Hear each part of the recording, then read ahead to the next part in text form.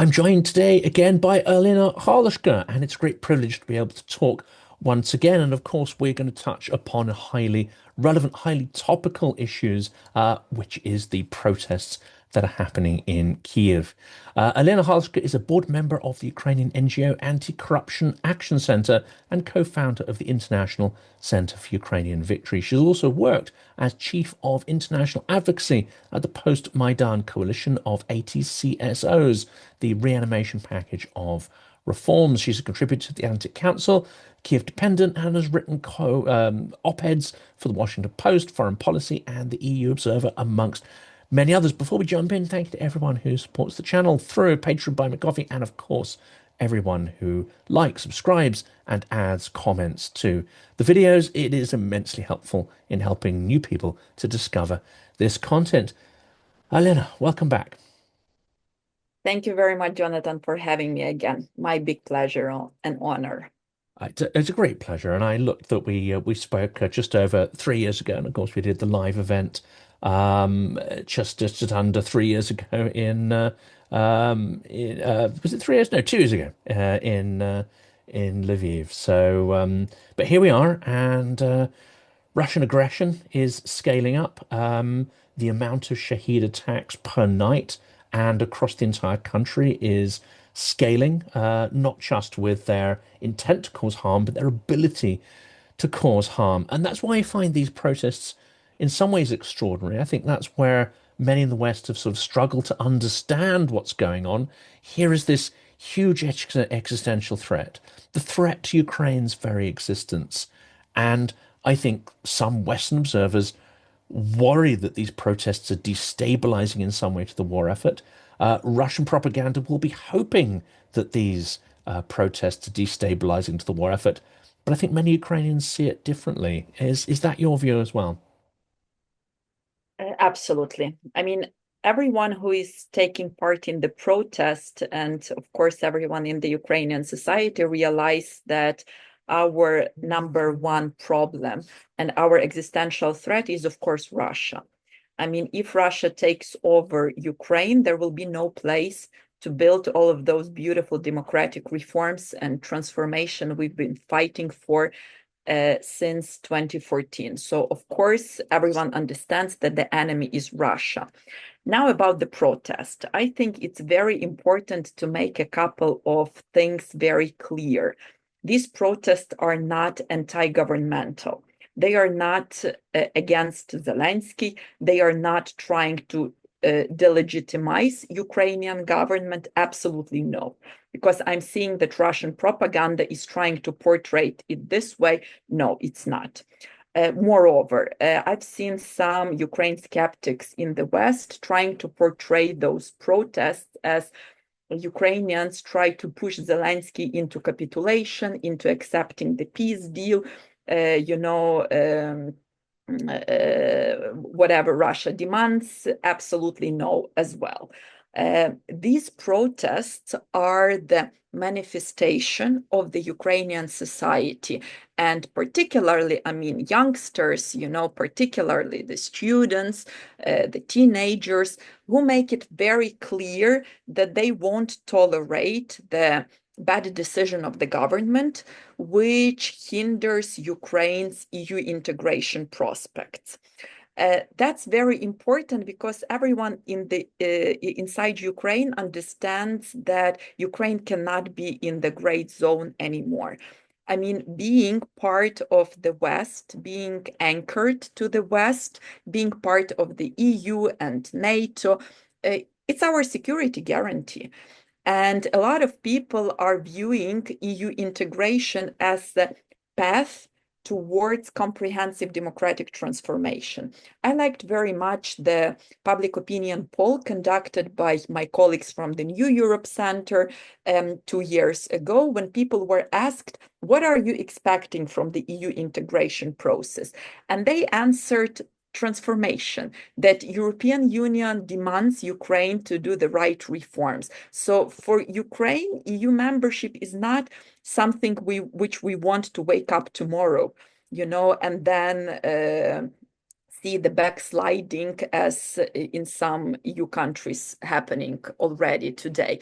For Ukraine, EU integration is the process of fixing the institution, building the real rule of law, fighting against corruption genuinely. And people went out to streets because we are democracy. I mean, we are a young democracy. We are still maturing, we are still building our institutions.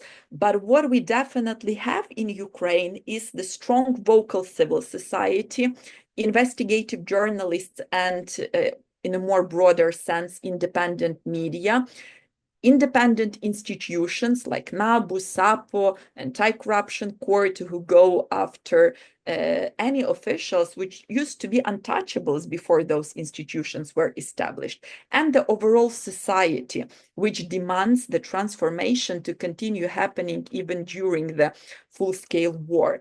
And I think that on one hand, we are hearing this voice of the Ukrainian society manifested in the protest of youngsters with cardboards, and I liked very much one of the inscription there, that the source of power in Ukraine is people with cardboards. It's basically, Ukrainian people are the source of power. And I liked very much reading, especially on Twitter, the tweets from Ukrainian soldiers, servicemen, that we are right now on the front line, but please join the protest, stand for the values that we are defending on the front line, stand for them in the rear, because it's absolutely unfair to expect that Ukrainian servicemen will come back to the peaceful life after the war ends, and they will fix, those institutions or finalize the reforms which were not done. It's our job. It's our homework. We are in the rear where they are defending us on the front line. We have to do our job. And I think that President Zelensky heard Ukrainian society, and the fact that he submitted this bill to the parliament is an important first step to rectify. It's not yet enough. Unfortunately, we will see the voting tomorrow, and there are still risks that it may not happen, and peace may not show up to the parliament. But at this point, it's important that Ukrainian society made our voice heard in favor of the EU integration, in favor of strong institutions, and in favor of the values that we first came out to defend at the Revolution of Dignity 11 years ago and are fighting for ever since. And we'll come to that in a second, because I think there's some really interesting sort of subtopics within that. But it's been the reaction as well of some Western analysts that have sort of actually amazed me by this, which is making the story all about Zelensky and their concerns that somehow this illusion that people are fighting for Zelensky rather than fighting for Ukraine. This seems to be the same delusion that Russian propaganda falls into, which is the idea that if you were to decapitate the regime, the war would be over, because this is not about the people defending their country and their values. It's about a corrupt neo-Nazi regime. But it seems some supporters of Ukraine also fall into a delusion, which is not dramatically unsimilar, thinking, well, if Zelensky falls or becomes illegitimate, then somehow Ukrainians will stop fighting, will stop resisting, and their ability to organize would vanish overnight. I mean, this might seem absurd from the point of view of Ukrainians in Ukraine, but this distorting lens of both propaganda and Western media, what's your feelings when you've been observing some of these headlines and narratives? I think that indeed a lot of people still misunderstand Ukraine. And Ukraine is a very horizontal and decentralized state. And since 2014, we have conducted, as I've said, a number of important reforms, and decentralization was one of them, because Yanukovych tried to build a very strong, authoritative vertical. Russian vertical, yes. Russian style vertical, of course. And one of the big directions of transformation ever since was to give as much powers, responsibilities and resources, of course, to the local communities, to the local self-governance bodies. And that's one first very important criteria, which many people actually underestimate. I think that, all of us read a lot of special reporting in the first weeks of the full-scale war, when, the local communities were resisting Russian aggression, when, people were arranging self-support under the occupation, especially, in the north of Ukraine, Kyiv region, Sumy region, Chernihiv one. That's, because of the strength of this horizontal ties. And we have very strong volunteer groups that are still raising funds to support the Ukrainian military. And using the opportunity of taking part in this podcast, I would very strongly urge you to support to donate for such funds, be it Come Back Alive, Pritula Foundation, Sternenko Community, Dignitas Fund. I mean, they are doing amazing job supporting Ukrainian military over not even the last 3.5 years. A lot of those funds operated before the start of the full-scale war. But that is also, the horizontal strength of the Ukrainian society. Same comes with the civil society groups and investigative journalists, even those that are exposing corruption during the full-scale war. And that's a pretty big challenge. So, of course, we understand that the role of Zelensky as the leader of our nation in the wartime is incredibly important. But Ukraine's resilience is not only what Zelensky is doing. Ukraine's resilience is not only him talking to international leaders, or recording the videos every day to keep Ukrainian fighting spirits. But Ukrainian resilience, it performs and manifests on all of the different various levels. And especially because we have this grassroots initiatives, we are much stronger, because we realize what is at stake for us. We are not fighting for a specific, leader. We are fighting for the survival of our nation. And it's much wider than just a leader, because if you take a look what is being done in the occupation, and I remember you said at the very beginning, Jonathan, that we recorded a couple of conversations with you over the last almost 3 years. And I remember that we touched upon the question of Russian occupation, and it's absolutely horrendous. And many people in the West, by the way, do not really understand what is Russian occupation, that this is not peace. It is not that you lay down weapons and then, yes, you probably change the flags, but then you continue living your peaceful life, drinking latte, and everything goes on as it was. It absolutely not. I mean, it's torture, it's absolute extermination of all things Ukraine. It's destruction of the Ukrainian identity of the people, especially children. I think a lot is being talked about that, but there's much more beyond that.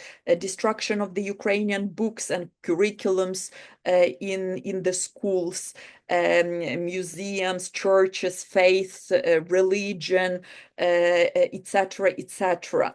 But it is even, about the basic life standards. I just read a couple of days ago that right now there's big humanitarian catastrophe in the occupied part of the Donetsk region. They simply do not have running water because the occupational power cannot fix, the water system. Donetsk, the city which had the concerts of world top celebrities like Rihanna, which hosted in 2012 a Euro Championship, football championship, is struggling to have running water in 2025 because of the Russian occupation. Russian occupation is a decay, it's a destruction, it's physical, mental, and moral destruction. And that's why Ukraine stands and Ukraine fights for existence, for the survival, for our nation, which is much, much larger and much wider than just, a specific figure of the president or the leader of the society. And there were some horrific videos I saw yesterday, in fact, which is children in Donetsk specifically, but probably in Luhansk as well, making videos, just these kind of begging videos that we've seen before, obviously in Russia, which are key part of their political system. But small children begging Uncle Vova to get water for them, and that is not just heartbreaking because these children are being manipulated in many ways, and it normalizes the regime that's controlling the country by referring to it as this sort of Tsar God kind of figure. But at the same, on a humanitarian level, it's heartbreaking. One of these children says, "How can we study? How can we learn? How can we build a future if we can't, if we even turn on the taps and nothing comes out?" This is, I don't know what word it's going to be called in the future, but it's a kind of aquacide. And in the future, we may compare this to an event like the Holodomor, which is an intent to deprive citizens of the basics that sustain life. Yes, absolutely. It is a huge tragedy, and we've seen this tragedy unfolding, especially in Mariupol, when the entire city was bombed to the Stone Age. And then when Russians did manage to occupy the city, those remaining residents that survived the siege and survived the violent bombing, they were basically left absolutely with no basic utilities. Like running water, the lack of running water is not only about your everyday needs, like, I don't know, taking a shower or brushing your teeth, but it's about a healthcare situation. I mean, if you do not have sewage water, I mean, it's an absolute kind of sanitary disaster. And right now it is spreading. Right now, I mean, it is spreading to other cities as well, simply because the occupation forces do not want to, do not prioritize it to provide proper life conditions. And those, I mean, I also watched those videos. I couldn't finish watching that because it's very heartbreaking, of children addressing, yes, as you said, Tsar, asking, please, begging him to give them, to bring them back running water. It is a huge tragedy because what I'm seeing in this war is that Russia cannot take over Ukraine, particularly because they did not expect and underestimate that there will be a resilience on all of the levels. And as you said, they hoped that they can decapitate our state. And then, we will all bow into the occupation and simply accept it. But Ukrainians are resisting on all of the levels. So right now they switched to this, capture and conquering mode into destruction mode. And, if they cannot capture, then they will simply erase the city to the ground and make sure that it's unlivable, and make sure that if Russians cannot make it Russian, then at least it won't be Ukrainian. And this is their tactics. This is their fighting tactics, this scorched earth tactics. That's something which they are right now doing to Pokrovsk and Mirnograd and other, especially Donetsk villages and towns, simply trying to erase them. And this is a very big tragedy because, again, as you said, all of those things, they were known very well and they were discussed back in 2022. But unfortunately, we've seen this escalation management approach from our key partners who hoped that in case if Ukraine defends, but not too strongly, not that fiercely, then probably we will manage to get this conflict isolated. But it's not isolated. I mean, since we spoke with you last time, we are seeing that Russia significantly escalated this war. I mean, Russia is, I would say, conducting a full swing hybrid operations in Europe. Be it arson attempts, infrastructure sabotage, sabotage operations in the Black Sea, GPS jamming, especially in the Baltic region, elections meddling, and so on and so forth. They brought in the North Korean troops, and we are expecting that there might be another rotation with the new troops being deployed to the front line somewhere in August. I mean, that was reported by the South Korean intelligence, but I have a very clear, question. But what would be the actions of, let's say, South Korea? I mean, North Koreans are getting the battlefield experience. They are testing their weapons on the ground and improving the technologies. I mean, for me, the most striking example was that North Koreans deployed their ballistic missiles to the battlefield in late 2023. And those ballistic missiles, they were very poor. I mean, they missed the target by hundreds of meters. They withdrew those weapons, took half a year modernization period. And now those North Korean ballistic missiles, they are really very good because they were tested in real battle. They were tested in the battle of future and not the battle of past, which our Western partners are actually preparing to fight. And, the alliance of tyrannies behind Russia is getting together. It's getting much stronger, while the alliance of democracies behind Ukraine, unfortunately, is falling apart. I mean, of course, let's see how the policies of President Trump will evolve, what will happen in 10 days.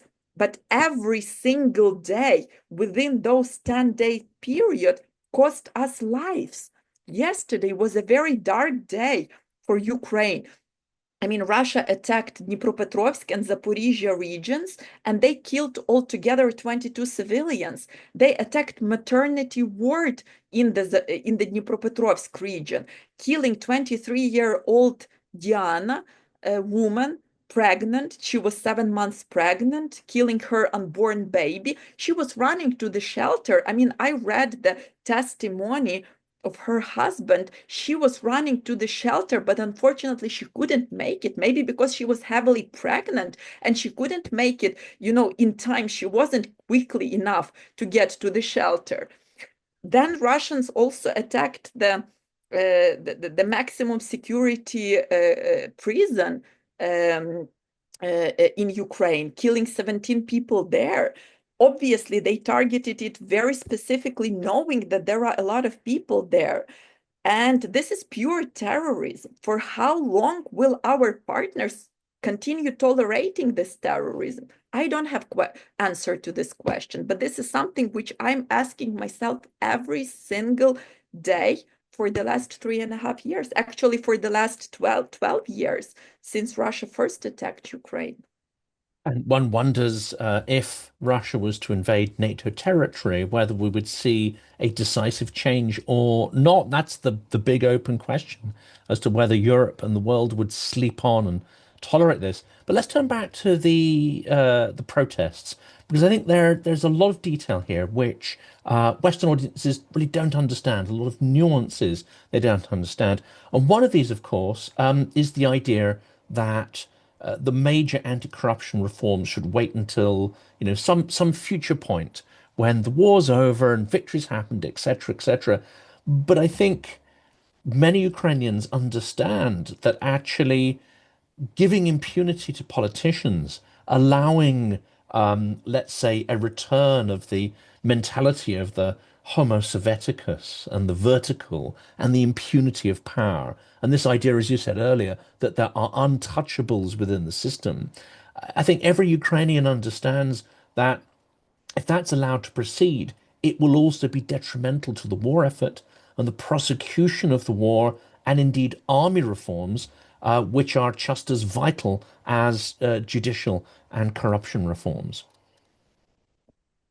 Absolutely. I think we should break it down into a couple of related issues and aspects, because for us, this question of the real rule of law and justice reforms, it's basically, like a red thread for everything that we in Ukraine have been doing since 2014. Because Ukrainian society is very traumatized by the injustice of this war, of course.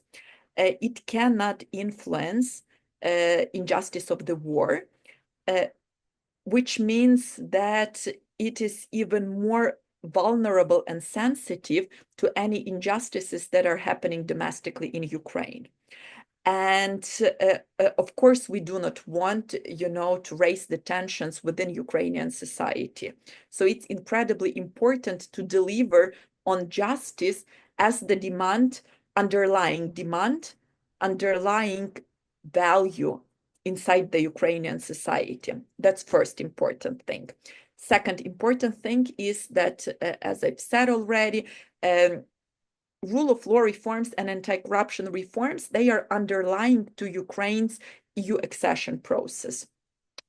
If you take a look at the history of Ukrainian reforms since 2014 up until now, the establishment of anti-corruption institutions, the cleansing of the judiciary, transparency, they were the demands of first EU visa liberalization action process, due to which Ukraine received the visa-free travels to the Schengen area. It was part of all of the financial assistance programs like the IMF credit loan program, or EU macrofinancial assistance program.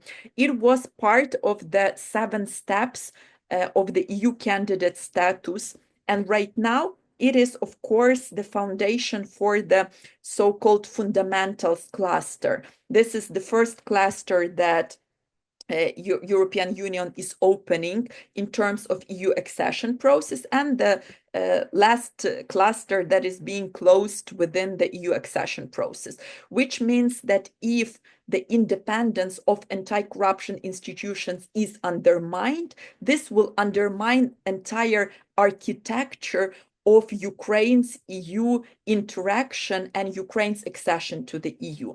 And for Ukrainians, EU accession is a sort of a lighthouse of where we are moving geopolitically. Ukraine will not remain in the gray zone anymore. We will not remain a buffer, in between. Ukraine's place, rightest place, is in the West, within EU and within NATO. So this, is very important for this EU integration track.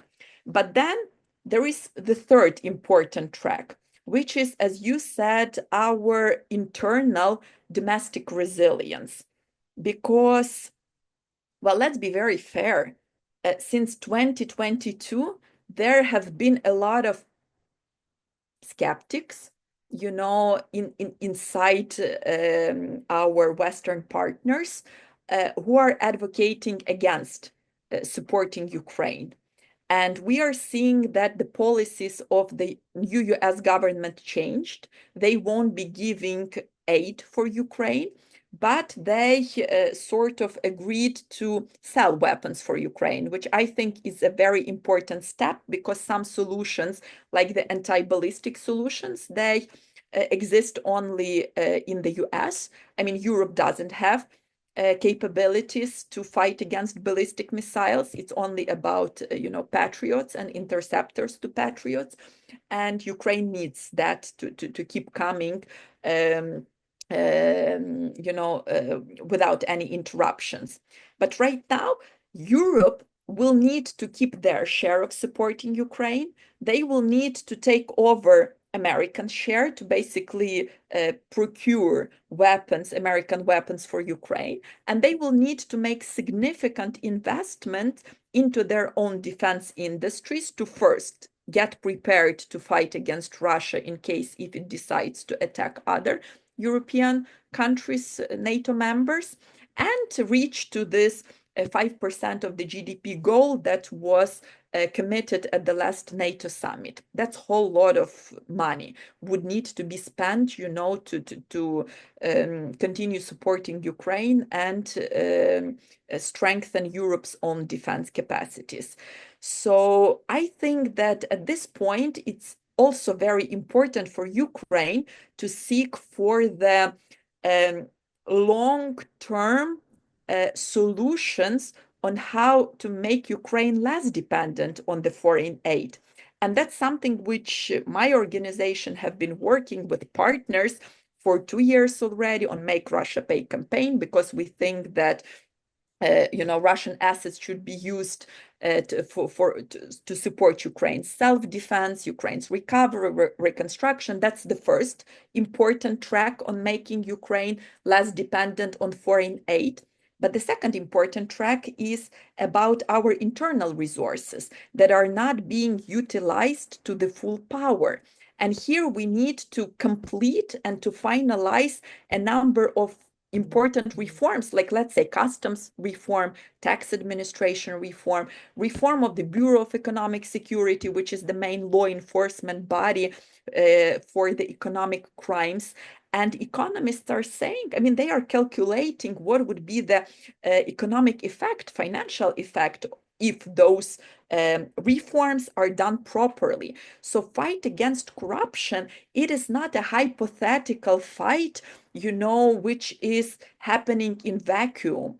It is about very saving limited resources for Ukraine's self-defense and resilience. Because unlike Russia, we do not have that much resources as they have. We do not have the oil and gas, which we can continue, selling globally and making hundreds of billions of dollars on that. We do not have manpower almost unlimited like Russia. Their mobilization potential is huge. So for us, for our existential survival, it's incredibly important that we are making maximum use of the resources and fight against corruption, rule of law, and all those reforms that we've been conducting is an instrumental safeguard that those resources will be used properly. Let's there is an example that NABU and SAPO have sent to the Ukrainian armed forces nearly 2 billion hryvnias that were confiscated within the corruption-related criminal proceedings. So there is a very clear economic effect of their activities and how the army is benefiting there. So I think that, and last but not least, of course, it's the existence of the anti-corruption institutions in Ukraine, as well as civil society and investigative journalists. These are very important safeguards, let's say, for the European societies, or I would say for the European politicians, to talk to their societies on why the aid should continue coming to Ukraine, because it's a safeguard of making sure that European and overall Western taxpayers' money are properly done here without any misuse and without any abuse. So this is a pretty, multi-layered approach, I would say, to why fight against corruption is instrumental during full-scale war. And is this also perhaps showing some sort of pent-up frustration, not just the instant reaction to this highly divisive law which has been rushed in, and now they're walking back, but isn't there also some pent-up frustration with officials such as Yermak and many others who were felt to be overly bureaucratic, perhaps blocking innovation, perhaps not allowing citizens to really get in touch with their government and make it accountable. And this also this sense that there are still people brought in from, say, Quartal 95, people who are untouchable, people who have something of a Soviet mentality about them. Is this also, I mean, it's been crystallized, of course, in some very, very specific demands, which is right and proper, but is there also this deep sense of increasing frustration, actually, with that things need to change and people need to change? Yes, it is. I would say that this is sort of a snowball effect, with this bill being a culmination and being a peak, actually. And I would say that probably the main underlying problem is, as I've said already, the lack of justice, the sense of injustice. Ukraine has done a lot in terms of reforming judiciary, but the judicial reform is not yet finished. And people are feeling this, of course. And people are seeing that, as you said, you related to Yermak, he's the chief of staff in the president's office, but he is the one who basically, picks the ministers in Ukraine, who makes the main personnel decisions. I mean, he's not an elected official. Ukrainians elected the parliament, the president, but Ukrainians did not elect Yermak. And he acts like a vice president in our country. Or even the parliament, who is, which is an elected institutions. But I mean, right now they are a bit detached from the society. And I'm not sure to which extent society feels that this parliament really represents them. Which is very tricky, of course, because elections are impossible during the full-scale war, and I will continue repeating this, and because it's very important to understand that there was this wave to delegitimize Zelensky because there were no elections last year. They were scheduled for last year, but during the martial law, it's impossible to hold elections. It's impossible to hold them not only from the legal perspective, but even technically.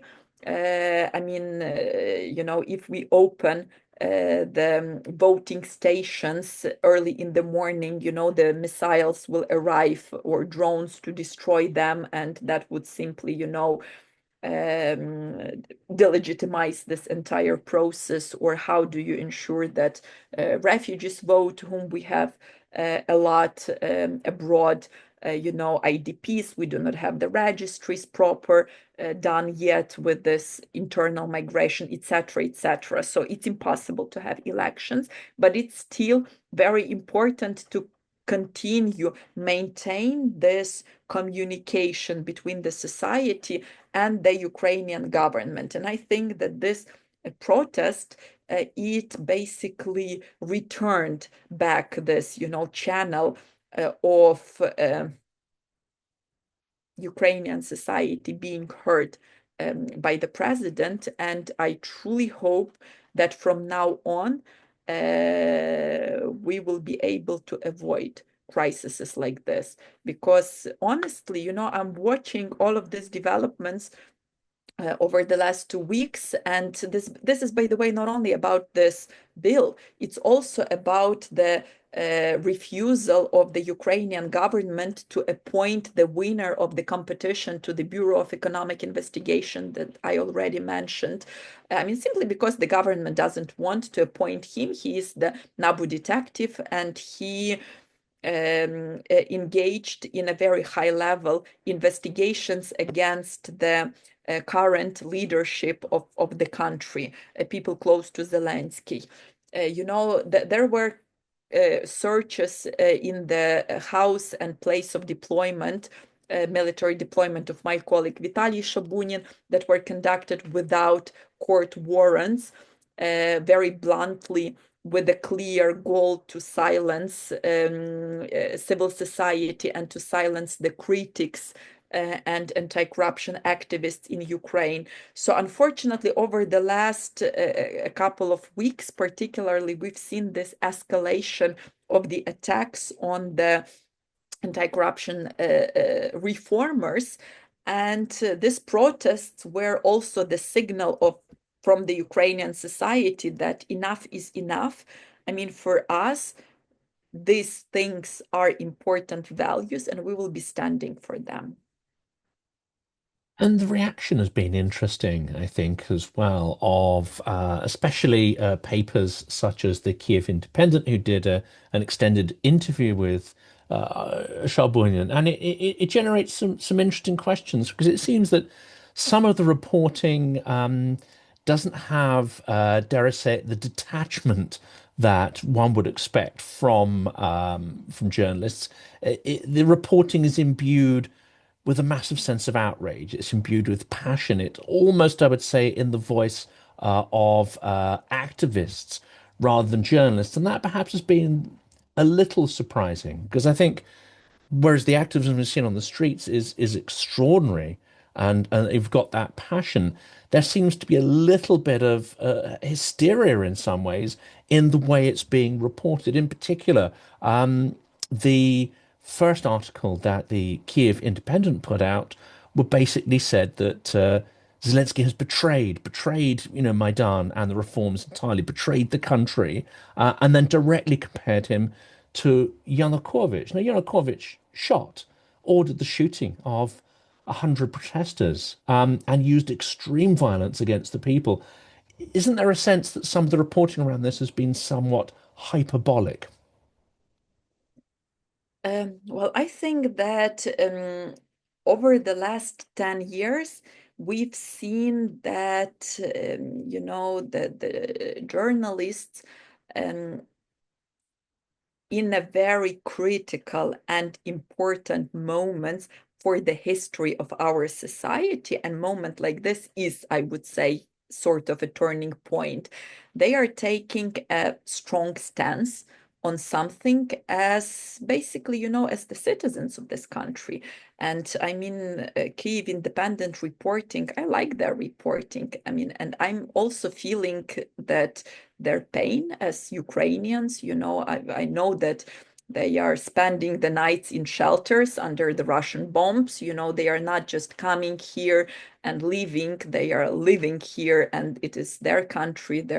I mean, they belong here. And, making strong editorials I mean, I've seen this not only with the Kyiv Independent, I've seen rather good and strong editorials from Ukrainian media like Українська Правда or Дзеркало Тижня or others. I think because that's the moment of history, you cannot really underestimate. And I've seen a couple of very good editorials, let's say from the European Pravda. They are the media that are following very closely, EU integration and EU related news. But on the moments when, let's say, the government of Ukraine, I mean, during Poroshenko's presidency or during Zelensky's presidency, when they are making the decisions that significantly undermine the prospects of Ukraine's EU integration, which I mean, I'm repeating that this is the lighthouse for the Ukrainian society, something which also gives us an inspiration to fight. I mean, they come up with rather, I would say, well-positioned stances. So, of course, I cannot say that all of the media reporting, on the events and developments is good. I mean, I've seen, of course, an attempt to manipulate, to call this as anti-Zelensky protests, or, as I've said already, say that it's the protest for capitulation, whatever else.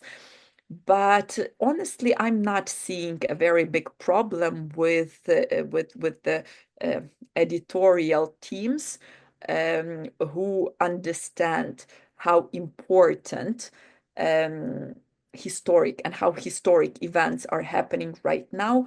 Making a strong stance in as the citizens of Ukraine. Well, the last question then is really based on that, that historical moment, that inflection point. Um, Zelensky almost immediately seems to have walked back. Now, whether this is simply a realization that he's made a hasty mistake or the realization that something of more an intentional plan to roll back reforms was not going to work, and that to push further would provoke even more intense protest. Does this mean that actually history has been pushed in a certain direction? That actually the protesters have once again prevented Ukraine from moving back towards the more Soviet vertical model that lacks transparency, and that starts to build up classes of untouchable people that eventually would own more of the economy and have less accountability over them. And does that have any implication for the war? The fact that Zelensky has moved very, very quickly, does this mean trust with him has been broken fundamentally, or is it just bruised for now, and he will find a way to adapt and be more transparent and accountable? It is still not clear how the things will develop and evolve. I truly hope that this issue will be fixed, that there will be no further attempts to attack reforms and reformers, and that we would be able to find the real remedy, because we really need unity right now. I mean, unity and support and the ability to rely on each other's and maintain those horizontal relationships. They are instrumental, of course, for Ukraine. But of course, let's see how the things will evolve, because at this point, the problem is not rectified yet. I mean, we are seeing that President Zelensky submitted the legislation to the parliament, but it needs to be voted, and it needs to be voted properly. What I mean here. The Rada is gathering tomorrow on Thursday, July 31st, to consider President's bill and alternative bills. It's important that Rada votes for this bill in full, and then that it is being very quickly signed by the Speaker of the Parliament and by the President. What may go wrong tomorrow? There might be no quorum, meaning that MPs will skip coming to the parliament, and there will be not enough votes for consideration or for the adoption. They may vote in the first reading. It's important that it's voted in full tomorrow, because if they open the first reading, that will first delay the process for the next month minimum. Second, it's almost guaranteed that MPs will insert some bad provisions, or they will water down the idea of the legislation. And in the end, it won't rectify the existing problem, or they may simply fail to vote tomorrow. I truly hope that President Zelensky understands of what is at stake. And this is not only about Ukrainian society. I mean, European Union media reported today that European Union made it very clear that the funding for Ukraine may be frozen until this issue is resolved, which is a very big shame. Ukraine needs this funding very much, and Ukraine cannot afford losing the sources of external support in the very critical moments like that, where Ukraine gets almost half of Ukraine's budget is being funded by the international partners. Most of that, of course, falls with the European Union. So I truly hope that President Zelensky understands at what is at stake, and he will manage to convince members of parliament to vote for that. And then hopefully after this process is rectified, we would be able to renew our social contract, in which, Ukrainian government is not seeking to have any untouchables, and the Ukrainian society, of course, remains united in supporting the actions of the Ukrainian government. Well, it's been absolutely brilliant speaking once again. And of course, we watch with great anticipation what is going to happen here. And of course, we also hope that the path of reform will continue, in fact, be redoubled now that the people have made it quite clear they haven't gone away and that they are prepared to hold the system of government to account, whichever branch of that we're talking about, judiciary, executive, and indeed the legislature as well. Elena, thank you so much for the work you and your colleagues do, and thank you for coming back on the channel to help explain these complex issues. Thanks for having me. My pleasure, as always.